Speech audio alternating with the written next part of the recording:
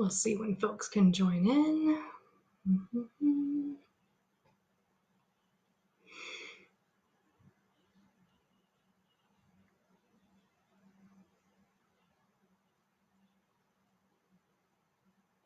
Let's see.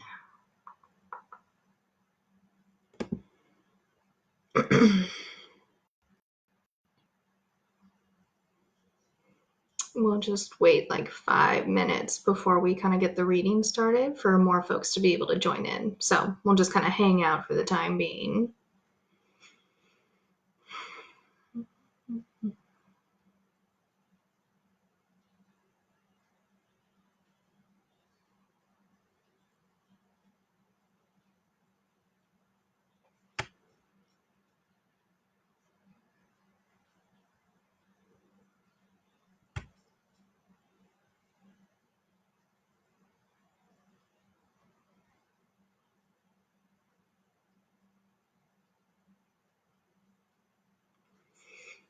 But I hope y'all are doing as well as possible given the circumstances. I know it can get kind of boring and also incredibly stressful during all of this quarantine. So it's doing what we can to just get by.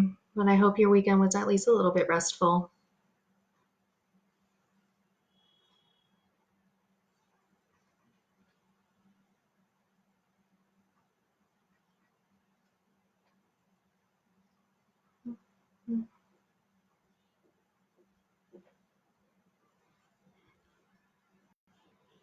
And this is such an interesting setup to do it this way. So I apologize if anything strange happens at any time. This laptop's kind of old.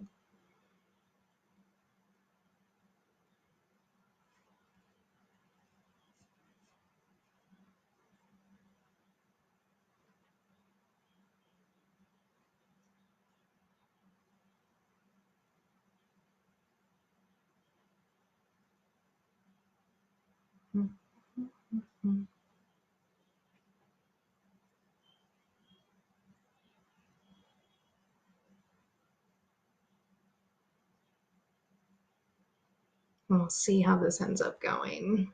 I definitely have a cat in the room. She can be a little bit chaotic. We'll see how this goes. I'm trusting she will be okay, but you never know.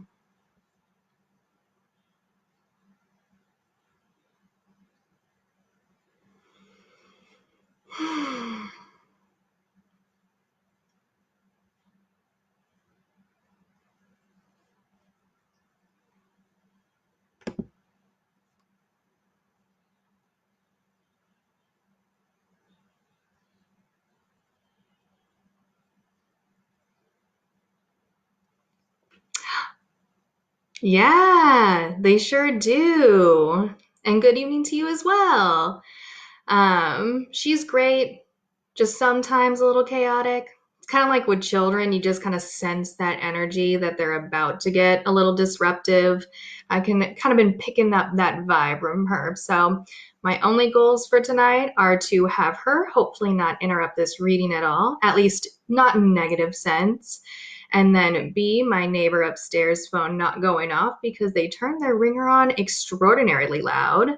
And C, not getting too distracted by wanting to talk about Animal Crossing. So as long as I can hit those 3 marks, I think it's going to be a great evening for all of us.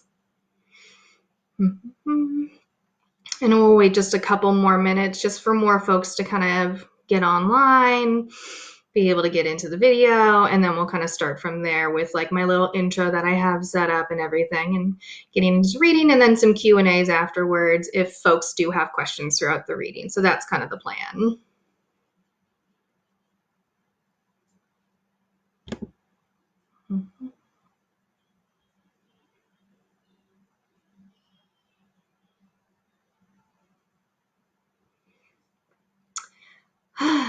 But I hope the weather is at least nice for wherever you all folks are. For me, it was kind of gloomy, which makes it hard when we're already inside for the most part. But again, do the best that we can. I think that's why people are really liking playing Animal Crossing. It can be sunny there.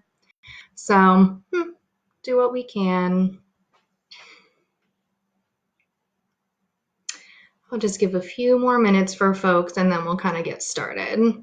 And then we'll be able to tell if my cat, who her name is Dana Scully, if she decides to join us at all.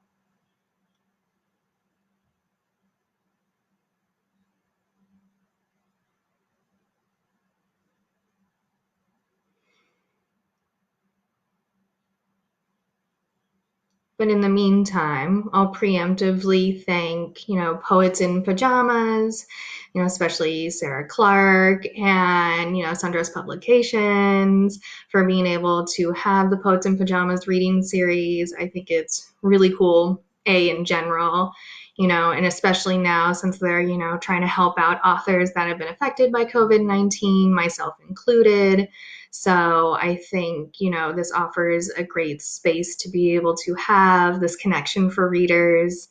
Though, of course, there have always been a need for situations like this for other authors like myself who have chronic health issues. So having accessibility is super duper important. So I think this is a really great format, and I'm excited to read with you all tonight. Thank you. I love being invited to do stuff. So yeah, I just wanted to be able to say thanks ahead of time. I'm really excited to be joining you all. And so I'll kind of get started a little bit. We'll just kind of ease into things and see how it goes. There is going to be a Google Doc link, I think in the description. It might get put in the chat as well for you to have like a read along kind of like set list. I don't know exactly if I'm going to be sticking to it. I'm going to try. I might have put more than I'll actually read on there for tonight. That is usually what I end up doing, so I apologize in advance. But that way you can have something to read along as well, unless you have the actual book with you, and then you can read from that too. But just wanted to make sure folks could have access to that if you're hard of hearing or deaf. So there's that. And then there will also be a donation link and a purchase link to buy my book, Bury Me in Thunder, which is behind me so nicely. So those will be up there as well. So make sure to check them out if you can. All donations obviously can help authors like myself who had their book tours kind of interrupted by everything. So this is, again, another way to really support, authors in all forms to be able to kind of get some money from lost income due to everything going on with COVID-19. So with that being said, I'll kind of start with a traditional introduction and then I'll move into some poems for you all. So, Honda dagate shi e moraje ganze, zilthagai syanende nishli, wayanlama nene nishli, ashug Massachusetts, chi oshladi kuge nutakamanet. Welcome. Hello, my name is Maura J. I am from the White Mountain Apache people. I am from the Lower Deschutes, which is the ancestral homelands of the Tenino, and thank you to the Massachusetts for letting me read here in Nutakamanit, which is the traditional name for what would be known as like Greater Boston now, and I do apologize if I mispronounced any of that. I tried my best, obviously, but of course, language always has that nuances. So I wanted to be able to share, introduce myself traditionally as, yes, an Apache person, and also being able to still say thank you as I am, not in my homelands. I am here in Massachusetts land. So with that being said, I'm going to be reading from, as I mentioned, my debut poetry book, Bury Me in Thunder. It came out January 29th of this year, but like I said, all my readings were booked for the spring, so things have been a little bit up in the air. So Bury Me in Thunder is a book that I actually mostly wrote after my mother had a stroke and was a way to kind of look at the variances of grieving through death, illness, but particularly intergenerational trauma as an Indigenous person, also as someone who is non-binary, being able to look at all those facets of like how trauma is carried in the body and through memory. And it looks through the lens of particularly kind of thunderstorms. So the book is written into kind of three parts, looking through the formation, the life cycle of a thunderstorm. And in this, of course, oral storytelling has a lot of kind of this call and response to be able to engage, of course, with the people that were there to hear the stories. But of course, in this format, we don't really have that in written form as much. So how I do that is kind of these callbacks. So there's going to be certain phrases or themes in certain poems that will call back to an earlier poem. It's, it's carrying on the theme, but it's also making sure that you pay attention. It kind of is encouraging you to remember. So I hope, throughout this process, you'll be on the kind of lookout for those, and we'll kind of get started from there. So the first poem I'm actually going to read tonight is the first poem of the book. I wanted it to kind of set it like an introduction, like I said, and kind of the framework of the storm, to be able to touch on what are those traumas, and how do we move towards this place of healing, of being able to move through that grief, that pain, that rage, whatever it is. So with that being said, this first poem is called A Person Born Without Lungs. My body is made of absences, of meaningless gender, of a colonizer's language, of unbearable things wrought from servitude and genocide. My body is an ocean of graveyards. My skin reminds me of shackled histories. I am built from ghosts. Tongues ripped from our mouths so that they could not hear us praying, but I am still trying. My sex is unbearable, both witness and participant to violent desire. My legs have learned to open to emptiness, where these parts of myself are made vulnerable. But still, I am not immune to rages. I have desired to tempt the exploring fingers of death who blush with my suffering. My wide body has contorted to enact ballets of filament and feminized terror, with a wish for safety, equal parts human and held. There must be some term for it, when my broken open body will give way to forgiveness, becoming a full mouth, capable of breath. Thank you. So moving kind of into that, I, wanted to be able to really explore the dynamics of children, siblings that are raised together in abusive households, traumatic households, and that tension of fear and rage that kind of, has these particular nuances, especially when you're younger. So, in particular with Native men. So this one is about my brother. So my brother does not know he is fragile. That is the title of the poem. He is playing on your knees, like the sweet boy he is. Call his hands gentle, instead of bone breakers. No, he is a vessel of force, an angered sunrise, pulsing orange against unsettling gray. He could hold a twister inside of him and never speak of it. He is the compromise of a wounded mother, a rotting father, born into the sights of a hawk, waiting to be fed the injured and weak. See how he holds the metal chain in his small grip. What strength, what violence that lies untapped. Call it gunfire and pleading for the fist to stop. Call him recovery when he runs back in from the rain outside, shoes wet, face red and heaving. He knows how glee opens his lungs as he watches a bird hit the window at breakfast.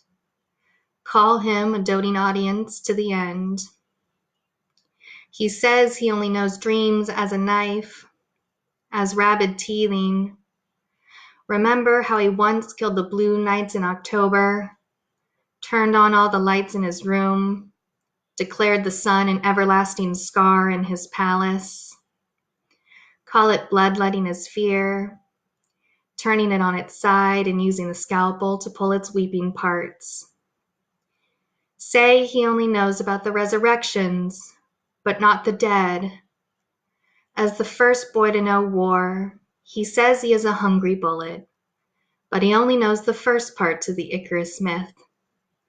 He never let you tell him the end. Thank you. And I know there's also a delay on here too, so obviously you can add comments or questions at any time, and I'll be able to answer them towards the end, but just wanted to remind everyone of that as well.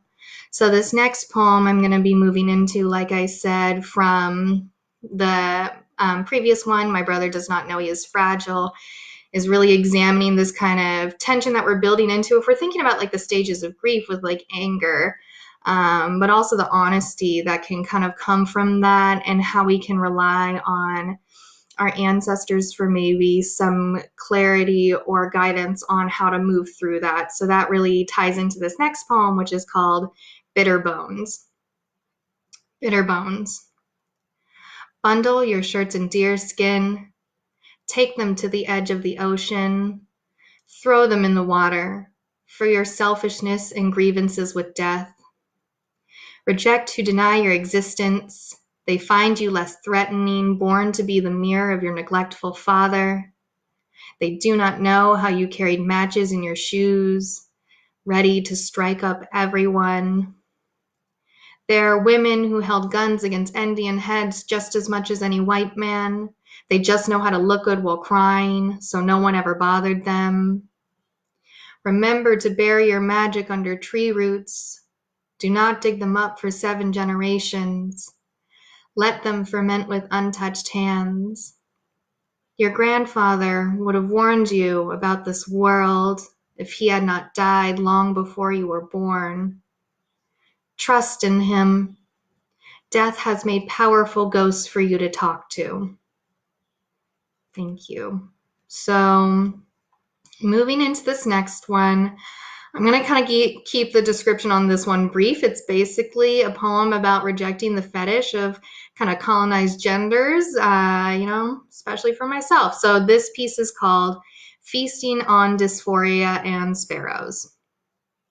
It is almost October in the woods, where I am held in an encampment, my room full of heavy mountain air that hangs syruped on my jaw. A man is telling me I am a woman, instead of monster in flesh, paled like wisteria, stacked with smoke that mirrors the ash held in his glass bowl. I dump the remains to give water to the sparrows, luring them to my windowsill, catching them in my hands and stuffing them in my cheeks, my words becoming plumed with promises of absolution. The birds are so particular as they flail, their erratic song penetrating my wisdom teeth, but still I do not become wiser. The man later removes the scraps, sneaking a plunged hand deeper to remove innards, my personal now made public. I hang his desire like damp blankets on laundry lines, waiting for my bones to turn acrid and unpleasable, passing the time by pulling feathers from my bleeding gum line. So this next one, if we're thinking about, again, kind of moving with grief, this is being also able to say that grief is not linear too. We experience so many variations of emotions and hold so much space for maybe intense sadness, but also that intense love. And so this next poem really touches on that. It's called Canonizing Threatened Tongues. And now there are women without language, my mother unable to articulate nasal tones, and I speak, unraveling and stumbling to know the fullness of Chagashe. When she was a child, her adoptive white mother threatened that if she was bad, she would be sent back to the res. And my mother didn't know what that meant, but homeland became a threat, or government allotted territory did. It was all kind of fitting in that way. She would teach me lessons in her great-grandmother's rocking chair, and we fell in love with the corresponding ways a wound can hold meaning, can hold tenderness, that pain is not monogamous and holds many lovers. And when I was a child, I held my usual sets of guilt that my mother did not really have a mother or father. But I could not hold it long, as sage smoke embedded itself into my hair, twined in the sunlight and drumming on deer hides from when she had enough gas money to take us to the nearest powwow, and how we danced on the outskirts, almost in the trees, just us, flattening the earth with joyous feet and made language to store the ache of our own stories. So this next one I wanted to be able to read. It's kind of an extension of that. It's being able to look more honestly at the epidemic of missing and murdered Indigenous women and just violence that Indigenous women face in general, such as my mother. I would recommend you all to look into that. There's many organizations that are looking to provide safety for Native women and their children. So I would encourage you to check that out. This poem related to that is called The Heredity of Hope. Creator is a winding sheet around the bodies of colonial violence, missing girls and women hidden in creeks and lakes. We pray the stars can scoop them in their arms and give them refuge. For aren't they our most precious? When we send up offerings, the room is marked by my mother's most beautiful nacre and silver squash blossoms.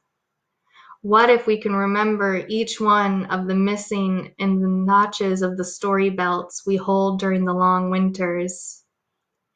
What if there will be a day when the legacy of whiteness will uncuff itself from our bodies? We try to see salvation in the oceans, where fish swim between oil and seaweed, who keep leaping to air, desperate to survive. The pain claws at its insides until the stomach breaks open with pearls, creating genomes for a future capable of being whole and healed. So I want to make sure I have enough time for being able to answer some questions, so I'll only read maybe one or two poems, so we'll kind of see. I'll skip ahead then to one of my favorites from the book, actually. It, I think, is in the third part of the book. Being able to kind of look at names, what names can mean, or even power beyond a name, again, especially as someone who is non-binary, is transgender, being able to kind of confront that idea. So this poem is called Time in Names and Found Things. We don't name our girls things that can die. Flowers are too oft subjugated to murder, decay. But what happens when I am not girl and not boy? Do I inhabit the name of ghosted things, undead things? Even seeds stomped into the ground are capable of returning, part chimera of magic and honey, body painted in holy white and lightning. Come autumn, there will be another birthday for the not girl and not boy, with name that of a crow's rib cage. My lover and I talk about building a house, knowing we have translated ceremonies into unfamiliar skeletons before. I am still waiting for the resurrection of my body, planted in new ground and tissue, howling like an animal who has ripped their leg from a bear's mouth and sang with joy. I pray to the great creature who lingers at the edge of the river, unbleached from the words of white men. Yes, here the beast is found purposeful and good. It does not matter if it is not girl and not boy. You do not look past the jaw that will swallow you whole. And yes, here is a place that exists only with song and tradition to take in loving things, even if the name of it holds death. And then just quick, I'll finish up with my poems at least with this one towards the end. It's not the final poem of the book. You'll have to buy the book in order to find out which one that is. But this one I think is a nice kind of wrap up into that idea of grief and re-grieving, this idea of something never quite fully ending, but being grounded in kind of the love that we can have and that connection that we can share with each other, in particular with culture, family, things like that. So this poem, this last one that I'll read for you, is called Some Kind of Future. Witness my ancestors, born from a mountainous womb, spilling into a desert with dried mouths and heads meant for a crown. I have watched my mother furiously needle, thread into stories, aching to unbury her family, now lost into the rivers, lost into the weight of exploitation. Here, see her sew auntie's new tongues, able to sing joyously while fingers dance reeds into basketry, birthing symmetry like lightning across Chilpozoo during monsoonal rains. My mother can't teach me our words, her father stripped of voice and face, leaving her alive but evaporated. I whisper to her, gift her syllabic memory, showing her how ceremony originates in the heart and lungs. I call to her, Shima, my mother, and I can see her eyes flicker inwards towards shimmering sunlight and her father standing beyond Zizalagai. She dreams of leaping across canyons into the bosoms of warm bodies. I can see it. I can see her eyelids twitch and my bones thrum with longing. I know we can't undie, can't be unkidnapped, can't be unviolenced, but I can hold my mother, her left side weaker after the stroke, and she looks to me, eyes pale as water, and I swear I hear her whisper, Gowa, home. So thank you so much for letting me read for you all tonight. So I'll kind of chit chat about the book and answer any questions they come in. So the first thing that I see is, can I tell you about my writing process? I wish I could tell myself about my writing process. Sometimes I feel like as soon as I'm done writing something, I instantly forget what I even did to get there in the first place. And I feel like Mitski also had a similar response when being asked the same thing about her songs. So same. But I think for myself, I try really hard not to put pressure or an association of like productivity when it comes to writing. I am not someone, at least with my personality, to be able to like schedule time and sit there for like an hour or all day and just write. I have to be usually kind of reading and kind of consuming things. And I'm the person where I'll like wake up in the middle of the night with kind of thoughts and I write them down or throughout the day. So I say my process is kind of just like letting it happen for me as it needs to happen. I think as soon as I try to put expectations or kind of too much structure around it, it makes it incredibly hard for me to feel like I can like connect with myself as a storyteller.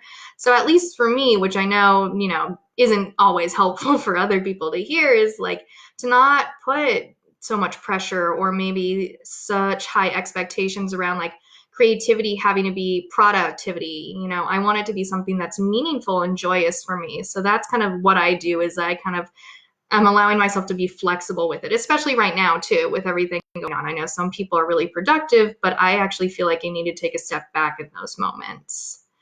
And then, so another question, could you tell us more about your use of the body to access complex subjects?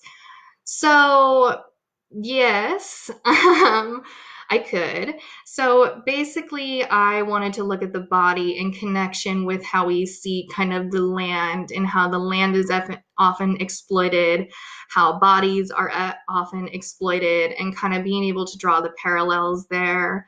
I think it also helps in a weird way that actually in undergrad, one of my majors was criminology. So I learned how to study a lot about the body and what like happens, throughout life and even death, basically.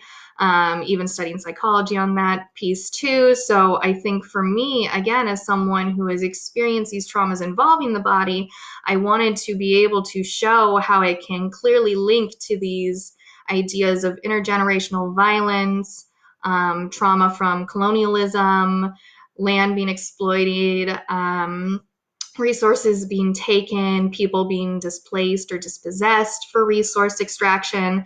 So kind of being able to draw those parallels there, but it may be in ways that can be understandable through the body, because we all have a body, but maybe not all bodies understand certain experiences that other people go through. But if we can relate it to ourselves, then sometimes it's easier to kind of make those connections. And then let's see. Yeah, and so as far as the book, again, I wanted to be able to just say, thank you again for Poets in Pajamas and everyone else for allowing me to kind of read for you tonight. Who do I look to for inspo? Okay, so I actually read a ton. So that's a hard question. That's like asking me who are my favorite children. Um, but Joy Harjo is a big one. Leslie Marmon Silko, Christos, Billy Ray Belcourt. I'm probably going to forget like a million people, but basically, I'm constantly reading other Indigenous creators, particularly Two-Spirit and queer Indigenous writers. There's so many out there. So I think if you haven't, read any, please do. We have a lot of amazing work out there. Gwen Benaway just released a book not too long ago, I think called Daybreak. It's towards the end of the day here, so I'm a little fuzzy on kind of titles off the top of my head, but that's another one that's really, really great. And then I'll kind of answer this last set of questions, I think, before wrapping up for the evening. So how did I find my publisher? And how did you know when you were done with the series book and when you were satisfied with the poems you had finished? So I am a constant self-editor, so I also kind of have the feeling that the book is almost never done, because each time I read it, I kind of find something that, maybe I kind of drop certain things, or I feel like I could expand more, but that's just kind of who I am. As far as how I found my publisher, I had actually read a lot of Sundress Publications work in the past, and then they had their kind of open reading series. So I did that, kind of submitted my manuscript. It didn't actually go in the first time, but they had said, if it hadn't gotten picked up, again, soon afterwards, that they would take another look at it because they really enjoyed it.